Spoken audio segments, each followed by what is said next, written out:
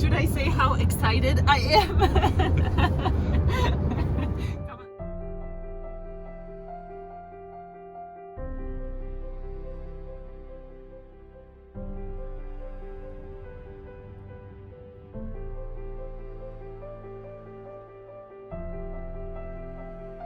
Look, we knew you're coming, so we flew in from India. Thank you. Hi. What's going on? Good, good.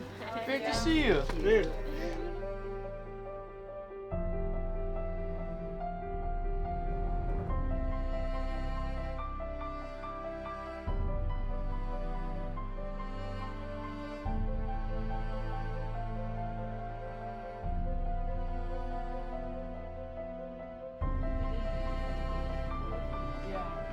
So I feel like finally I'm like, no matter where I go with the flow. I'm trying to do everything and let it be.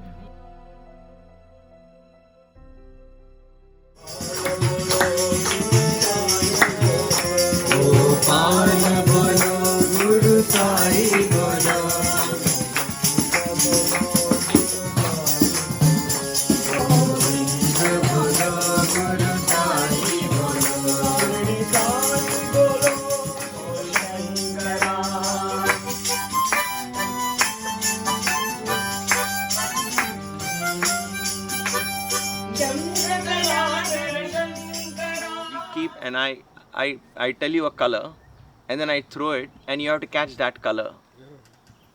So we say, hey Maya, red. Let's try Sangeeta. How could we miss Sangeeta? Exactly. Sangeeta, red. I tried.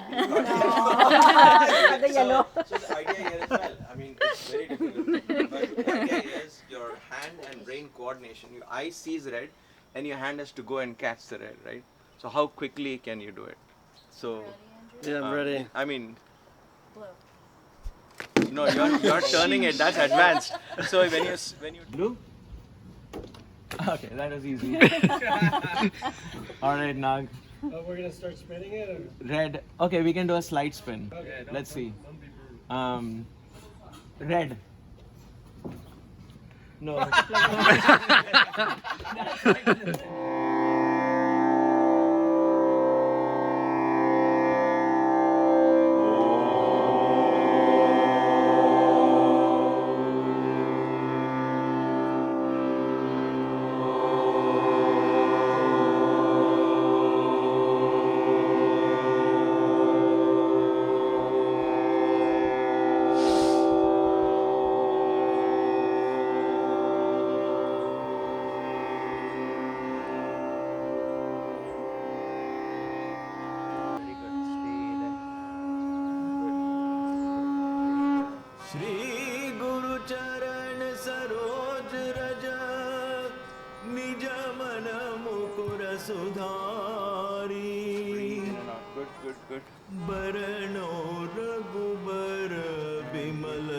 And squeezed in this exercise.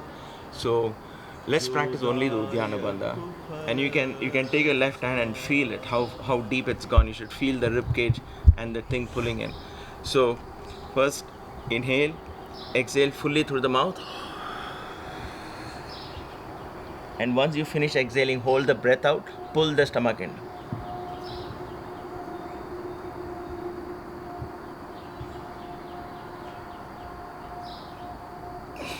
And then straighten yourself with your stomach in.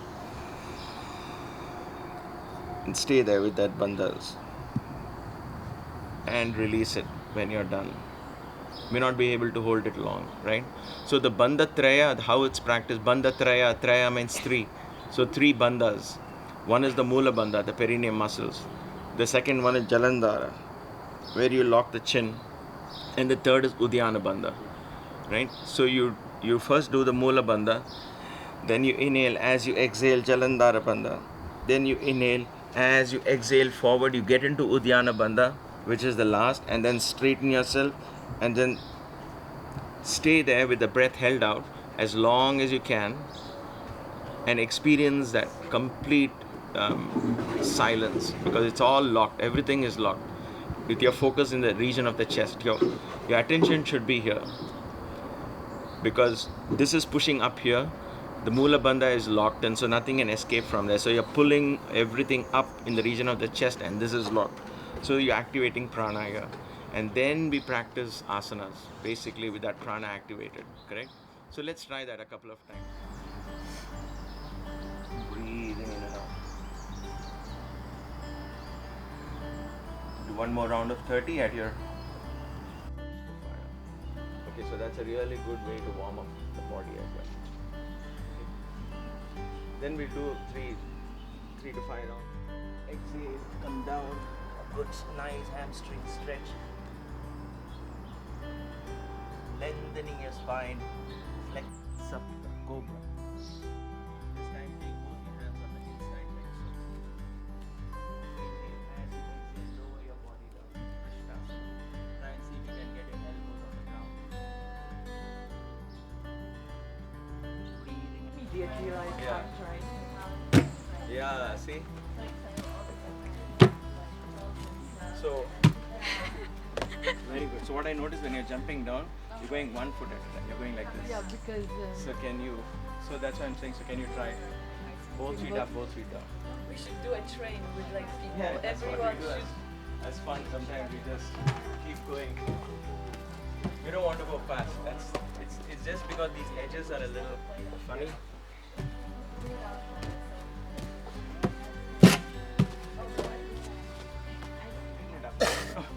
So you basically want to do one leg like this, and then memorize where this other leg is sitting straight, and then just try and meet.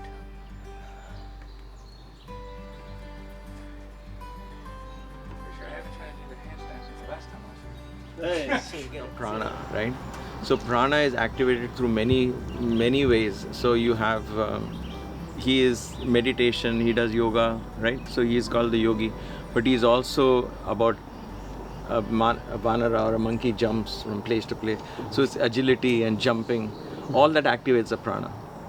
Now, in medical terms, you can even say all of these are connected with brain entrainment, and it increases the neurotrophic factors in the brain. So it helps with memory, cognition, all of that. So as long as you keep challenging the body and not letting it plateau in any one place, then you are keeping the prana really flowing. So it's not one versus the other, it's how about having a holistic approach. So you have a strengthening, body strengthening, that's part of training. You don't have to use extra weights, just body weight training is good. We'll try and introduce some as part of our yoga classes to show you Hanuman yoga, I call it.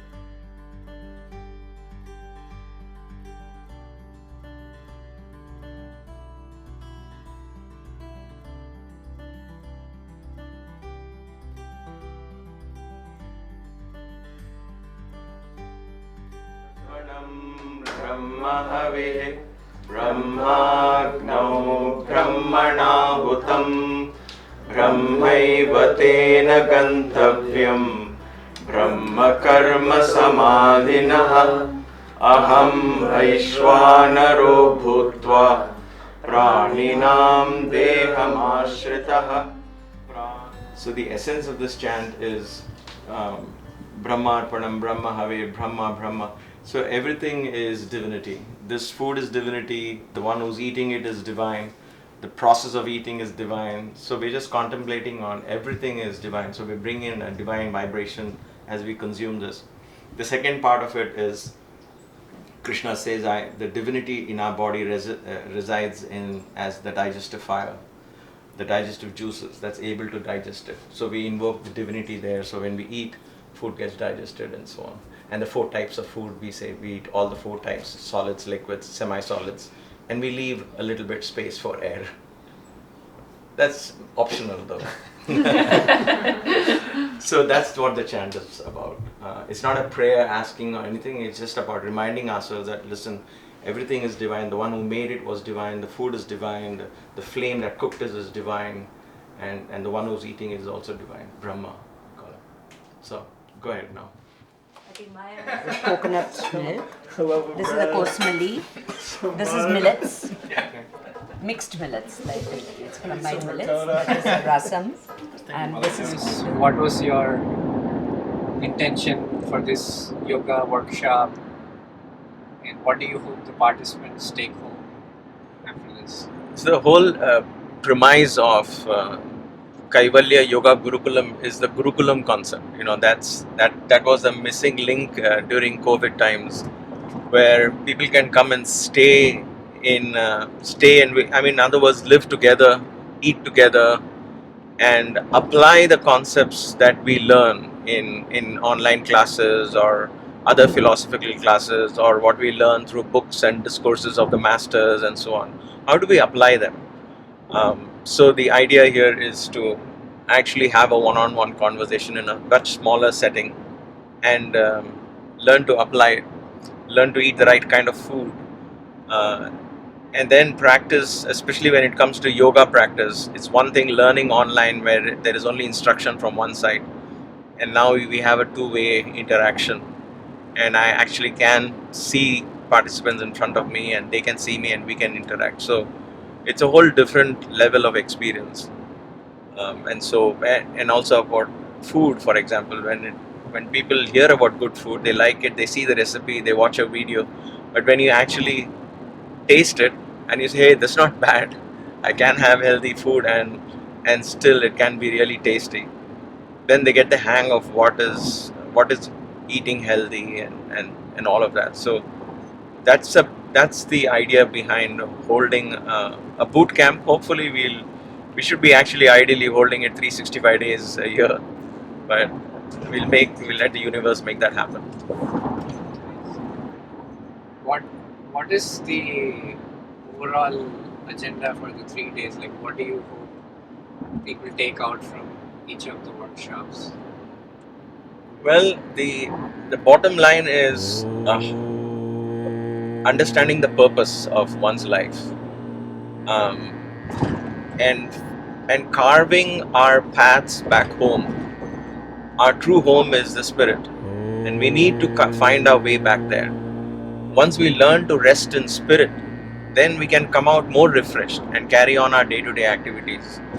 It is not sleeping right, it's not eating right, and it's not exercising right that alone gives these. These are all little blocks, but even all of them don't complete the picture. The picture is complete when we are able to touch the spirit. So I'm hoping that we can help people open that path through chanting, meditation, whatever it is. People learn to connect to their spiritual level and then say, oh, okay, now I have to find a way back to this home. That's the idea. To tune in and, for example, maintain a good health and have that under our control. Not be a victim of circumstance. We don't know what's going on inside. Something goes inside, we run to a doctor. But how about listening to ourselves? I mean, he's a good doctor. I don't mean to get you out of job. I'm just saying, you understand what I'm coming from, right? It's not, but we need to be able to listen and tune into our. So I'm learning to be here and focus there. So this becomes discipline. Now staying in this, I can look left. I can look left or right or up or down. I can close my eyes. I'm able to maintain. I challenge that. Lack of discipline would mean I lose balance, then I come back again, right? So my teacher would say, tree pose is okay to sway because that swaying is part of stillness. It's very unique. Tree sways in the storms. Tree sway in the breeze, and it's part of the being a tree. So don't expect you to be still. Then you're not a tree. That's a mountain pose. That's not a tree pose. The difference between tree and mountain, and by tree all balancing poses, especially when you challenge.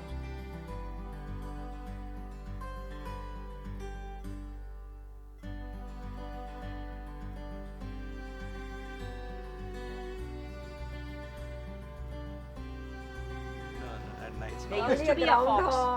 Groundhogs. I was just telling We you. find them crawling to and the wanting yoga. to love your groundhogs. As long as it's not possums or They gonna make it.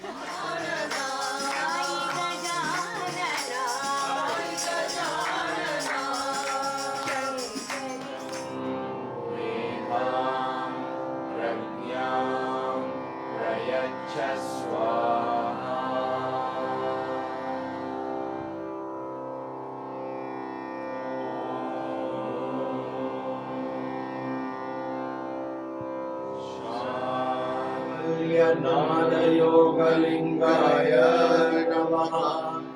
Namah Shivaya Om Kaivalya Bhakti Yogalingaya Namaha. Namah Shivaya Om Kaivalya Japa Yogalingaya Namaha. Namah Shivaya. What are you looking forward to today? It's a good question.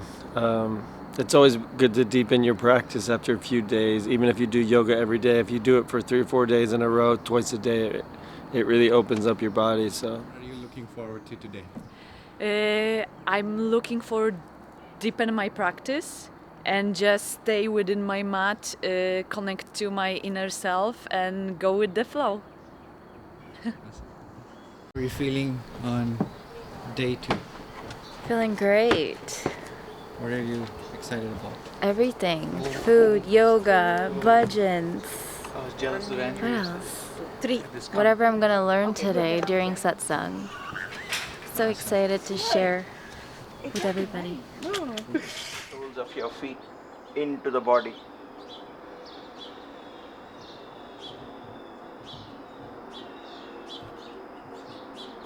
With every exhalation, distribute that energy throughout the body.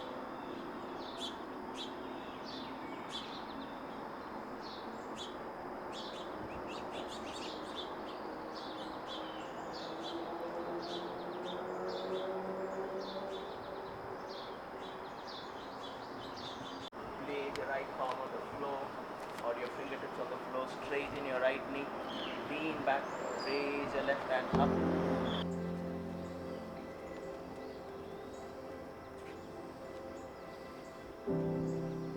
Inhale, come up. Exhale to the other side.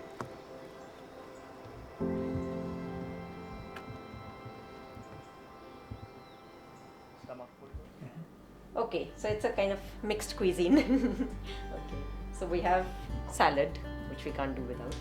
These are almond flour bread rolls, okay, homemade, baked, vegan. And these are kidney bean burgers, again oven baked. Okay. And then we have some veggies to top your burger, onions, cucumbers, tomatoes. This is a vegan sour cream salsa mix sauce, and this one is regular sour cream and mix, and this is a cilantro chutney. So you can just put all that and assemble your burger. There's some onions, seasoned onions here. And then this one, and there's some cheese, regular cheese here. This is paneer, Indian cottage cheese. Okay, so that's a dish. This is a lentil with mixed vegetables. Okay, we call it kootu in South India. Okay, and rice to go with that. There's ghee. There is goat milk yogurt and regular yogurt. And that's rice with fiber in it, right? Yes, this is the hand pound rice, so it's not white rice, it has a lot of fiber in it. So that's Enjoy. it. Enjoy. Okay.